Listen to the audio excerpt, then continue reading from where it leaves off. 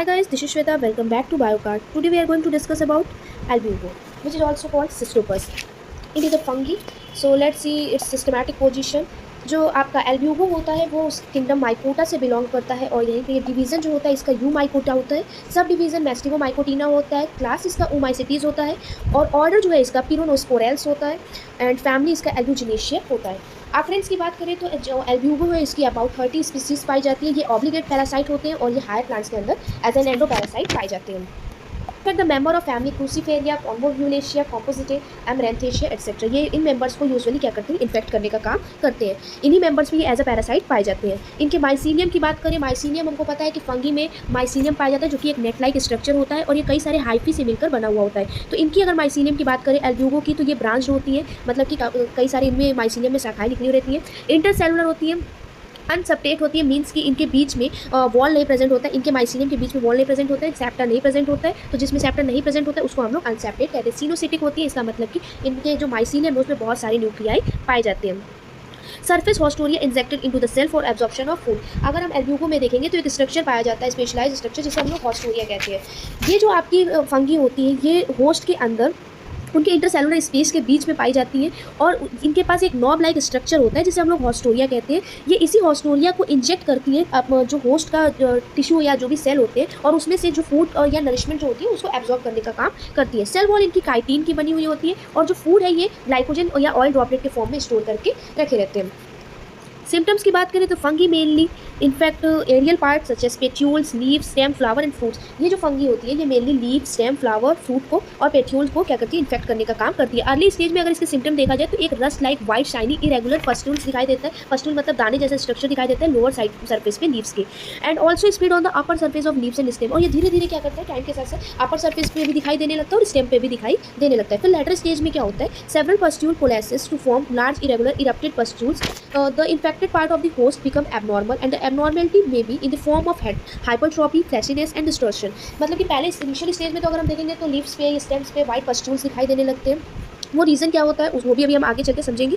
और उसके बाद लेटर स्टेज में अगर हम देखें तो प्लांट में एबनॉर्मल ग्रोथ शो होने लगता है, प्लांट का स्टंटेड ग्रोथ हो जाता है, ग्रोथ रुक जाती है, या जो उसके अलग अलग पार्ट है उनमें फ्लैशीपन आ जाता है, जो इनका स्ट्रक्चर है वो डिस्टॉर्ट हो जाता है। The infected leaf become thick and fleshy and the stem is malform. Infected जो लीफ होती है वो मोटी हो जाती है, फ्लैशी हो जाती है और स्टेम भी जो होती है वो खराब हो जाती है। The sepal, petal, stamens and carpel are converted to thick fleshy structure. ये सभी स्ट्रक्चर जो सेपल होते हैं, पेटल होते हैं, स्टैमेन, कार्पल, ये सभी स्ट्रक्चर जो होते हैं वो फ्लैशी हो जाते हैं। द इन्फेक्टेड फ्लावर दस बिकेम स्टेराइल। इन्फेक्टेड फ्लावर जो होती है इस प्लांट में जो भी जिस प्लांट में भी इन्फेक्शन होगा इस फंगस का तो उसमें जो फ्लावर होगी वो स्टेराइल हो जाएगी, मतलब वो रिप्रोडक्टिवली कैपेबल नहीं होगी।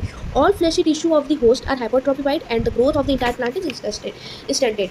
मीन्स क्या है कि जितने भी पार्ट होंगे प्लांट के और टिश्यू के वो सब क्या होंगे, उसके फ्लैशी हो जाएंगे और जो ग्रोथ होगी वो स्टंटेड हो जाएगी, मतलब कि ग्रोथ जो होगी प्लांट की पूरी रुक जाएगी।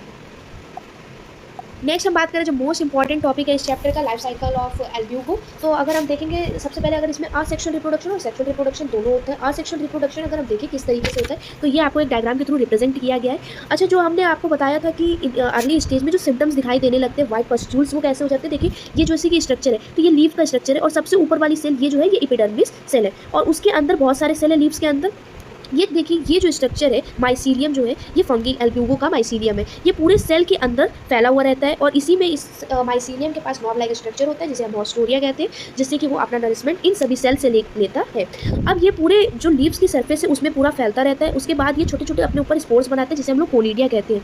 ये जो कोनिडिया स्पोर्स है ये धीरे धीरे एपिडर्मल लेयर को फाड़ के ऊपर बाहर लीफ पे सरफेस पे आने लगते हैं। यही जो लेयर कोनिडिया है यही पस्ट्यूल्स के फॉर्म में दिखाई देने लगते हैं। अब हम इसका स्टार्ट करते हैं असेक्सुअल रिप्रोडक्शन। तो देखिए जैसे कि ये एक इन्फेक्टेड लीफ है जिसमें ये डॉट डॉट स्ट्रक्चर से हम इन्फेक्टेड पस्ट्यूल्स दिखा रहे हैं, ये लीफ में पस्ट्यूल्स दिखाई दे रहा है। इसके अंदर क्या होगा, माइसीलियम होगा, किसका, एल्ब्यूगो का। अब माइसीलियम के अंदर अगर हम देखें तो एक स्मॉल आउटग्रोथ होने लगेगा, धीरे धीरे एक जगह से माइसीलियम जो होता है वो थोड़ा ऊपर की ओर उठने लगेगा। थोड़ी देर बाद और ज़्यादा ये इसकी इन्लार्जमेंट हो जाएगी साइज में ऊपर की ओर। फिर कुछ देर बाद ये क्या करेंगे, अपने ऊपर छोटे छोटे स्पोर्स बनाएंगे। इसको ही हम, और जितना भी इस माइसीलियम के अंदर हमको पता है माइसीलियम सिनोसिटिक होता है, तो इसके अंदर देखिए बहुत सारा न्यूक्लियस और साइटोप्लाज्म फैला हुआ रहता है। ये सारे न्यूक्लियस और साइटोप्लाज्म इसमें ऊपर की ओर जा रहे हैं, इसमें भी ऊपर की ओर जाते जाते ये राउंडेड स्ट्रक्चर बनाने लगेंगे जिसे हम आगे चलकर क्या कहेंगे, कोनिडिया कहेंगे। इसी तरीके से चेन लाइक स्ट्रक्चर बनता है जिसे हम कोनिडिया कहते हैं। किस पे बनता है, माइसीलियम पर बनता है, जो कि सिनोसिटिक होता है। सिनोसिटिक में बहुत सारे न्यूक्लियस होते हैं। तो अब इस कोनिडिया के अंदर भी बहुत सारा न्यूक्लियस पाया जाएगा। नेक्स्ट स्टेज में क्या होगा, ये कोनिडियम में बहुत सारा हमको पता है न्यूक्लियस था, अब ये न्यूक्लियस क्या होगा, डिवाइड करेगा एंड डेवलप होगा, बहुत सारे ये बनाएगा जू स्पोर्स।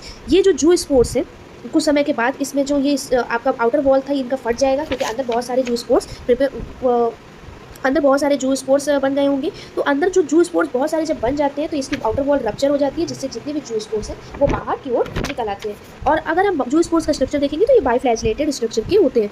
कुछ समय बाद जो स्पोर्स एक अपना जो फ्लैजला होता है इसको विड्रॉ कर देते हैं और किसी सबस्ट्रेटम से मान लीजिए अटैच हो गए किसी होस्ट सेल से।